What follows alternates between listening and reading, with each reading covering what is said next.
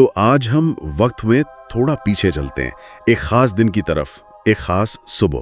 ہنزا کی وادی میں مارچ 1976 کا ذکر ہے۔ اچھا، 1976؟ جی، تو آج ہم اسی لمحے کو، اس کی گہرائی کو سمجھنے کی کوشش کریں گے۔ اچھا، اب یہ جو معلومات ہیں ہمارے پاس، یہ کہاں سے آئی ہیں؟ جی، اس کے لیے ہمارے پاس ایک تحریر ہے، عنوان ہے اس کا ہنزا کی ایک روحانی صبح، مولانا امام کی بابرکت آمد۔ اچھا، A spiritual morning in Hunza, a blessed visit of مولانا امام۔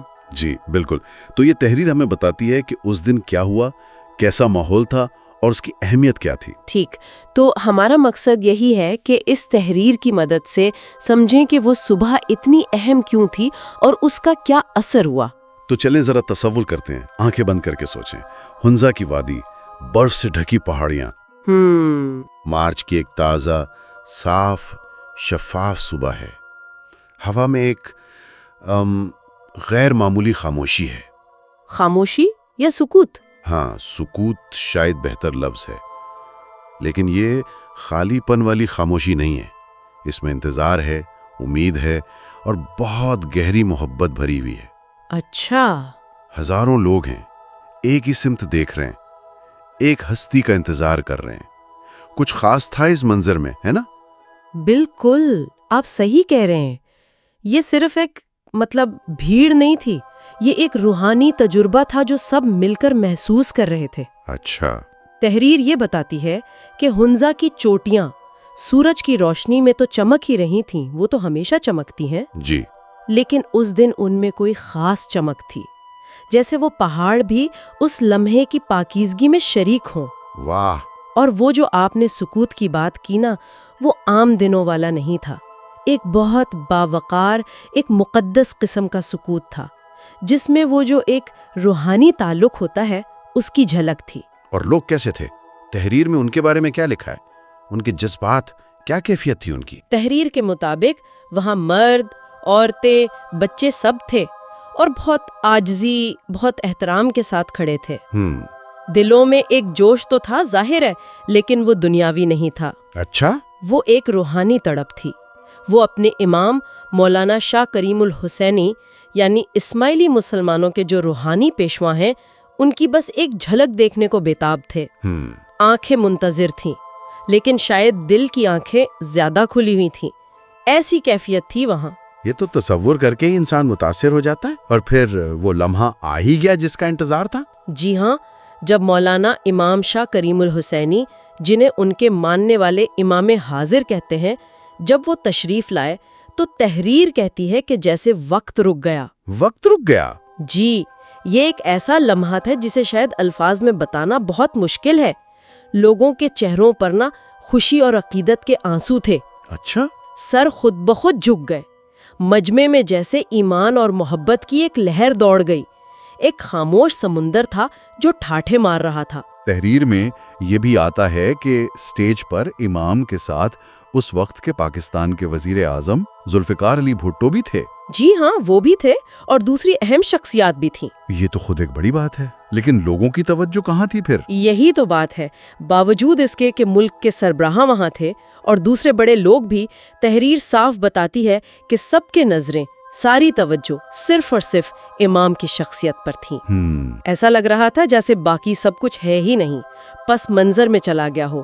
ان ہزاروں لوگوں کے لیے اس لمحے دنیا کا مرکز بس وہی ایک ہستی تھی۔ اچھا۔ یہ منظر اصل میں اس تعلق کی گہرائی دکھاتا ہے جو ایک روحانی پیشوا اور ان کے ماننے والوں کے درمیان ہوتا ہے۔ اچھا، اب یہاں سے کہانی ایک بہت ہی دلچسپ موڑ لیتی ہے۔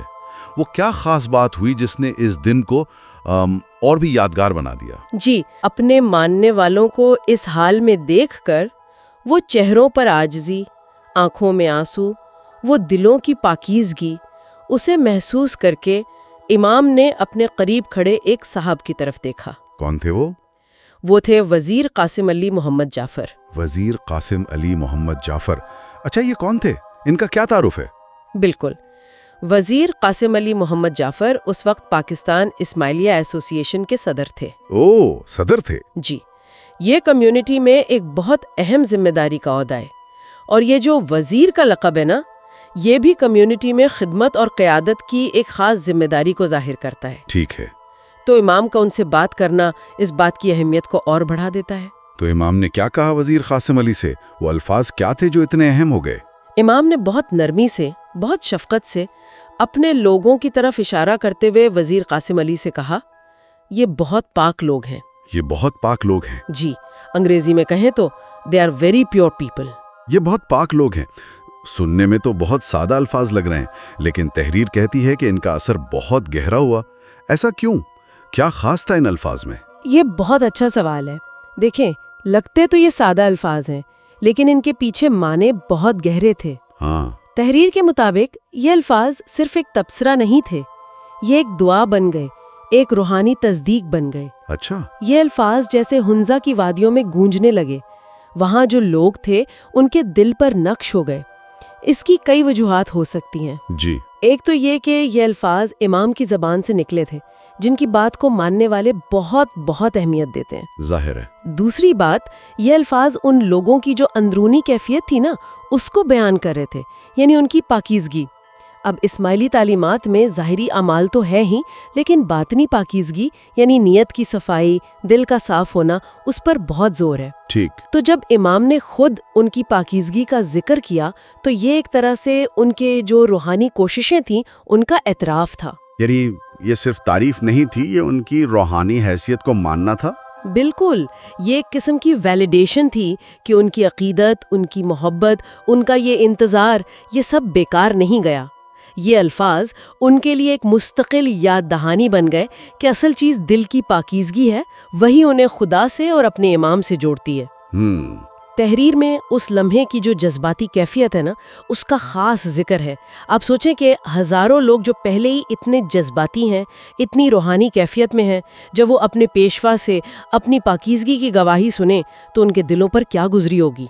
यकीनन बहुत गहरा असर हुआ होगा। जी, ये अल्फाज जैसे उनकी इज्तमाई शनाख्त का, उनकी पहचान का हिस्सा बन गए। ये वाकई बहुत गहरी बात है। ये सोचने वाली बात है कि अल्फाज कैसे मानी पकड़ते हैं, खास तौर पर जब वो किसी ऐसी हस्ती की तरफ से हों जिनसे लोग इतनी अकीदत रखते हों। क्या इस वाक़े को हम उस कम्युनिटी की जो इक़दार हैं उनके हवाले से भी देख सकते हैं? यकीनन, बिल्कुल देख सकते हैं। ये वाक़या जैसा तहरीर में बताया गया है, ये इस्माइली कम्युनिटी में जो बातनी पाकीज़गी है, सच्चाई है और वो जो गैर मुतज़लज़िल अक़ीदत है, उन कदरों की अहमियत को नुमाया करता है। ये चीज़ें तो उनकी तालीमात का मरकज़ है। इमाम के इन अल्फाज ने उन कदरों को जैसे अमली शक्ल दे दी, उन्हें सिर्फ किताबी बातें नहीं रहने दिया, बल्कि एक जिंदा हकीकत बनाकर पेश कर दिया। अच्छा। ये लम्हा एक तरह से उस कम्युनिटी के लिए अपनी ही बुनियादी कदरों का आईना बन गया। तो ये अल्फाज, ये बहुत पाक लोग हैं, ये सिर्फ उस दिन के लिए नहीं थे, बल्कि एक हमेशा रहने वाला पैगाम बन गए। जी, तहरीर से तासुर तो यही मिलता है कि इन अल्फाज की गूंज बहुत देर तक महसूस की गई। ये एक तारीखी लम्हे के तौर पे याद रखे गए, ना सिर्फ इसलिए कि इमाम ने ये कहे, बल्कि शायद इसलिए भी कि ये इस कम्युनिटी की अपनी जो गहरी ख्वाहिशात थीं, जो रूहानी तमन्नाएं थीं, उन्हीं की आवाज़ थे। वाह। हुंजा के लोगों के लिए वो अल्फाज शायद आज भी एक रोशनी की तरह हों। तो अगर हम आज की गुफ्तगू को समेटें तो हमने 1976 की एक सुबह का सफ़र किया। जी। हुंजा की वादी का।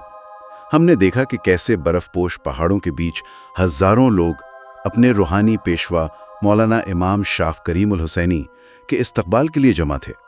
हमने उस दिन के माहौल को समझने की कोशिश की। वो जो मुक़द्दस सुकूत था, वो इंतज़ार, वो अक़ीदत भरे दिल। हाँ। हमने इमाम की आमद पर लोगों के जज्बाती रद्द अमल को महसूस किया और देखा कि कैसे सारी तवज्जो उनकी शख्सियत पर थी, बावजूद इसके कि दूसरी अहम शख्सियत भी वहाँ थीं। और सबसे अहम, हमने उन अल्फाज पर गौर किया जो तारीख का हिस्सा बन गए। ये बहुत पाक लोग हैं। और हमने समझने की कोशिश की कि ये सादा से अल्फाज उस कम्युनिटी के लिए इतनी गहरी और हमेशा रहने वाली अहमियत क्यों इख्तियार कर गए, एक दुआ के तौर पर, एक तस्दीक के तौर पर और उनकी बातनी पाकीज़गी के एतराफ़ के तौर पर। जी हाँ, और ये तहरीर जैसा हमने बात की हमें सिर्फ एक वाक़या नहीं बताती, बल्कि ये हमें सोचने पर मजबूर करती है। बिल्कुल। ये हमें दावत देती है कि हम गौर करें कि कैसे कभी कभी تاریخ میں ایک بظاہر چھوٹا سا لمحہ یا صرف چند الفاظ کسی پورے گروہ یا کمیونٹی کے لیے اتنی گہری، اتنی پائیدار روحانی اور تاریخی اہمیت حاصل کر لیتے ہیں۔ وہ ان کی اجتماعی یادداشت کا، ان کی شناخت کا ایک لازمی حصہ بن جاتے ہیں۔ اور یہاں ایک سوال بھی اٹھتا ہے جس پر شاید اور سوچا جا سکتا ہے، آخر وہ کیا چیز ہے جو ایسے لمحات کو زندہ رکھتی ہے؟ اور وقت گزرنے کے ساتھ ان لمحات کے معنی کیسے قائم رہتے ہیں یا شاید بدل جاتے ہیں؟ یہ وہ سوال ہے جو ہمیں تاریخ، یادداشت، عقیدت اور انسانی تجربے کے آپس کے تعلق کو اور گہرائی میں سمجھنے کی طرف لے جاتے ہیں۔ یہ سوچنے کی بات ہے کہ کون سے لمحات ہماری اپنی زندگیوں میں یا ہماری کمیونٹیز میں ایسی ہی اہمیت رکھتے ہیں اور کیوں؟